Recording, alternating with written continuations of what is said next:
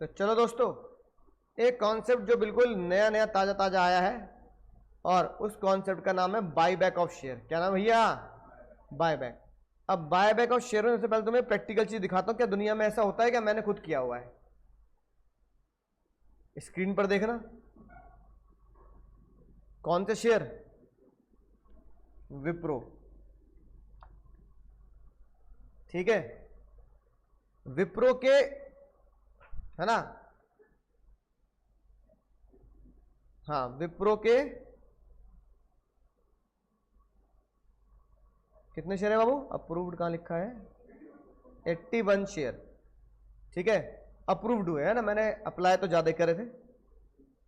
81 share approved हुए। देखो क्या लिखा है, as per your last mail 81 quantity of Wipro applied for. मैंने मेल ज्यादा के किए थे।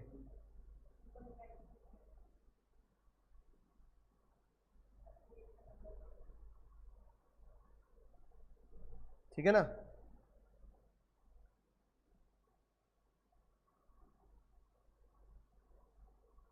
कितने के भाव पर?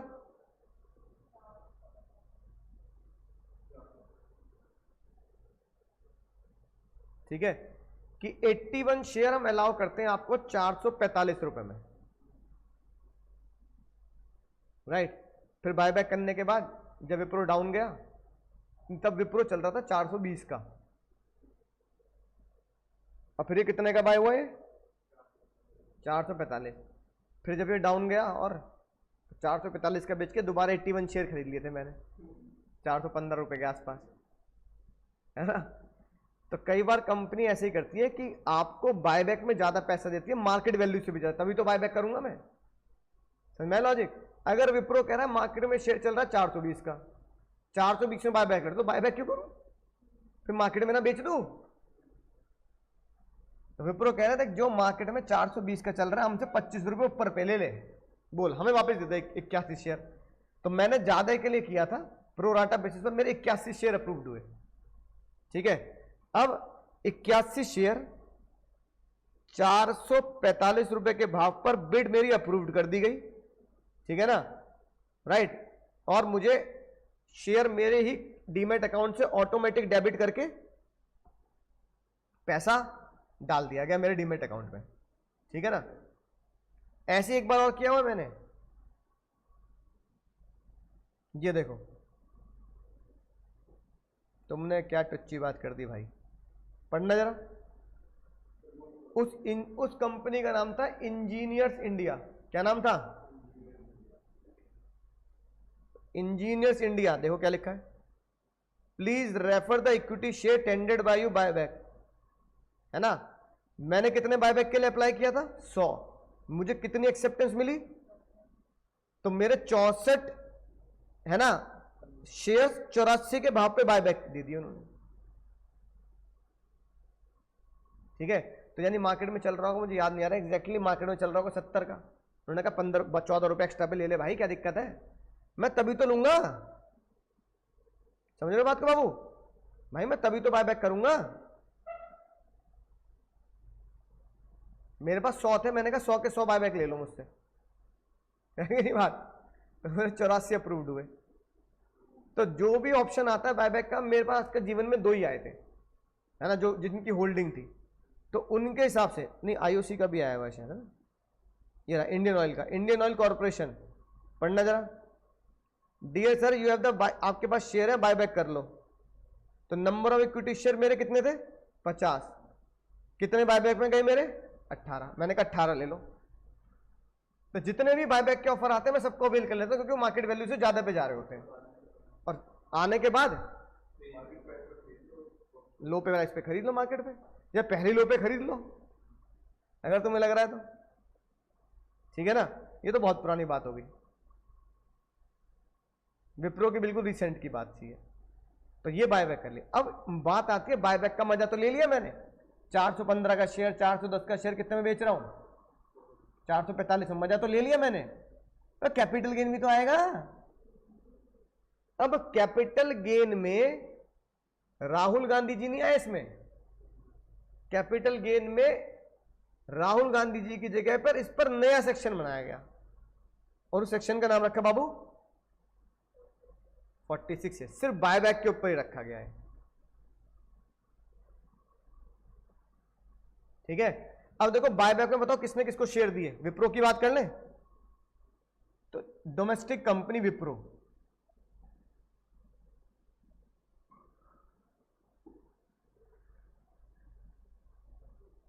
विप्रो क्या करेगी बताओ, बोल मत लेना नालायक को। विप्रो तो मुझे पैसा देगी, ठीक है।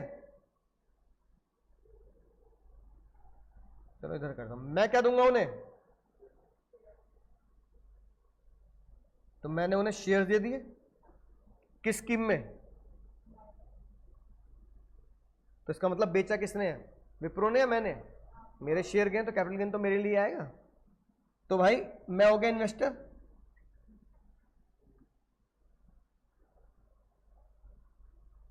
मैंने कहा भैया बायबैक में एक्स्ट्रा पैसा ज्यादा आ रहा है तो क्यों ना करूं, मैं तो करूंगा।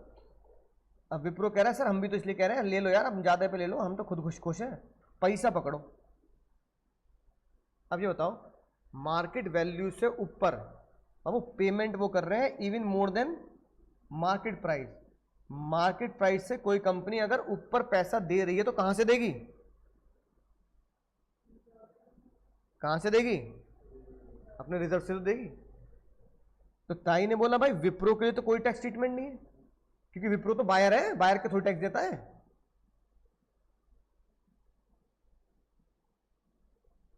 सर टैक्स कैपिटल गेन किसके लिए लगेगा,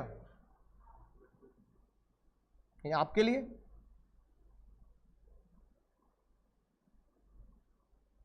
आपने मजे ले लिए बायबैक के, अब हमें भी थोड़े मजे लेने दो भाई, पैसे वैसे दो हमें भी। मैंने कहा ठीक है सर कोई दिक्कत वाली बात नहीं।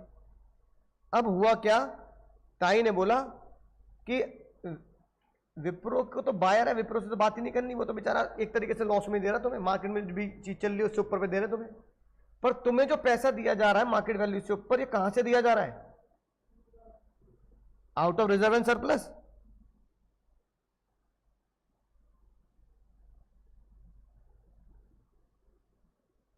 इसलिए जो पैसा रिजर्व से पे किया जा रहा है तुम्हारे ऊपर मोर देन मार्केट प्राइस, इसलिए ताई ने उसे बोला कि तुम्हें जो पैसा मिल रहा है, ठीक है ना, राइट, वो जो बायबैक का जो पैसा है वो पैसा मैं तुम्हारा कैपिटल गेन में नहीं, कहां, अदर सोर्स में टैक्सेबल करूंगी, कैपिटल गेन में नहीं, कहां टैक्सेबल करूंगी, ठीक है ना। तो ताई ने उसे माना डीम्ड डिविडेंड, क्या माना,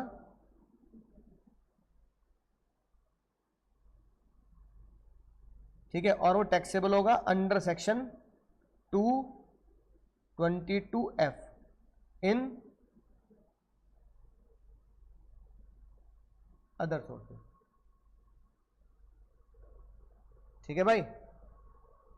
और जब अदर सोर्स में लेके जाओगे ताई ने लिखा कोई डिडक्शन अलाउ नहीं करूंगी किसी भी खर्चे पाने की,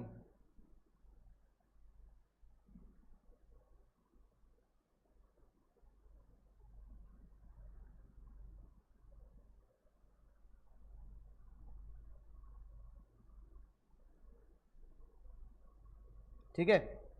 पहला पॉइंट तो ये निकल गया, मैंने कहता है और कुछ, और क्योंकि जब तुम्हें पैसा मिलेगा तो उस पर टीडीएस काट के मिलेगा,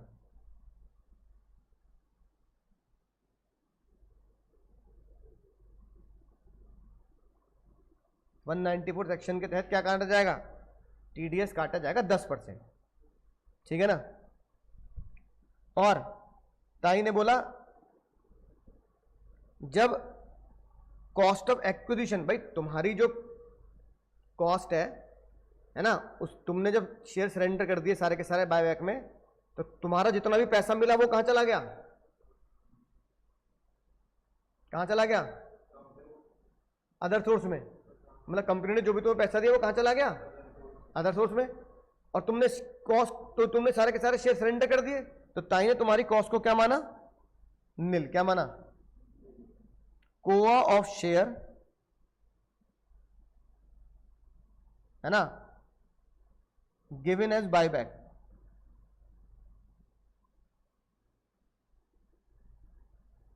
वो क्या माना जाएगा? Capital loss. क्या माना ताई ने उसे?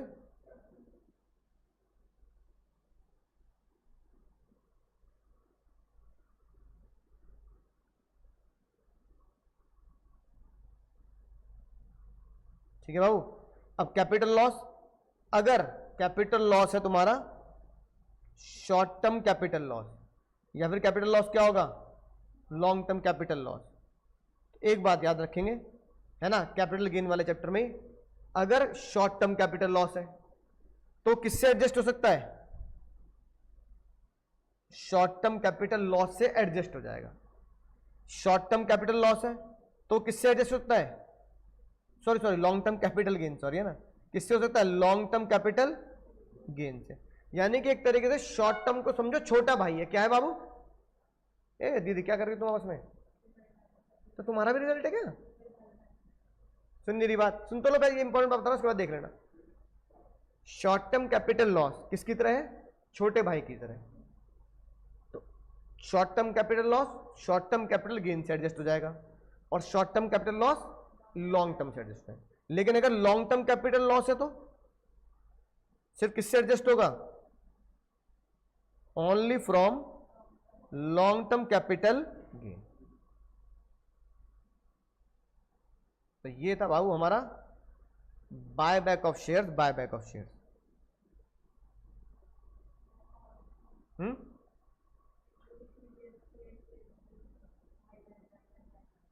ये 3 पॉइंट याद रखने हैं बस।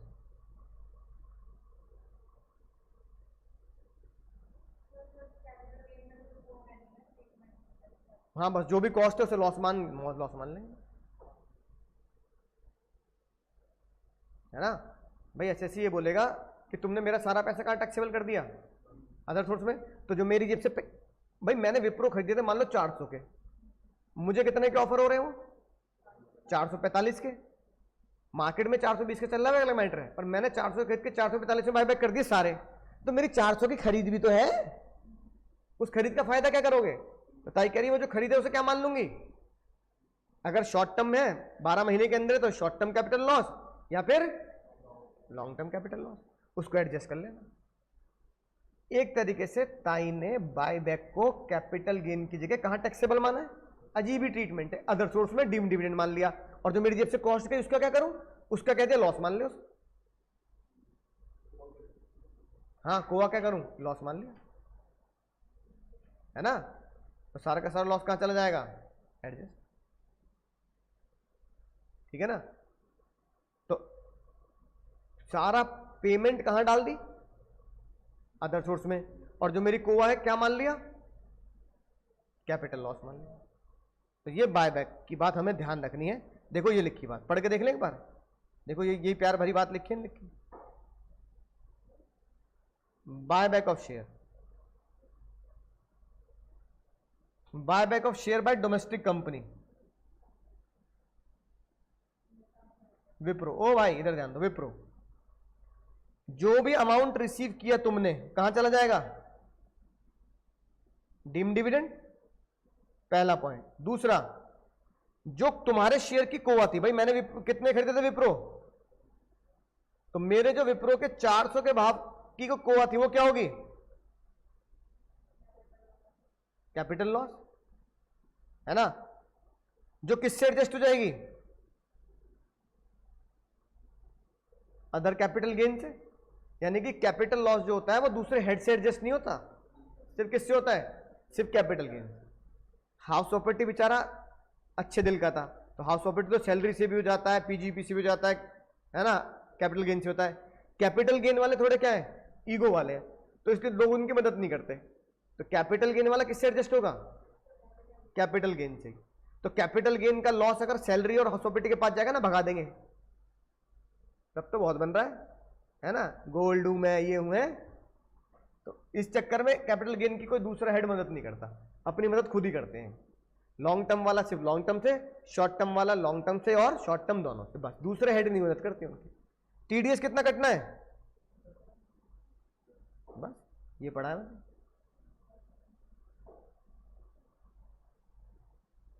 ठीक है, बोलो। तो अगर पूछेगा तो यही पूछेगा। समझ में आ गई बात? तो ये भाई बहुत ध्यान से पढ़ेंगे, क्योंकि ये एक नया कॉन्सेप्ट जोड़ा है बायबैक के नाम से, जिसे राहुल गांधी से जुदा करके नए कॉन्सेप्ट में डाला गया है। तो आने की संभावनाएं हैं, क्योंकि नई अमेंडमेंट आती है तो आती है, ठीक है ना। तो सर इसको एग्जाम से पहले जरूर पढ़ के जाएंगे, फुल फ्लेज में ना आए तो एमसीक्यू में आना बनता है।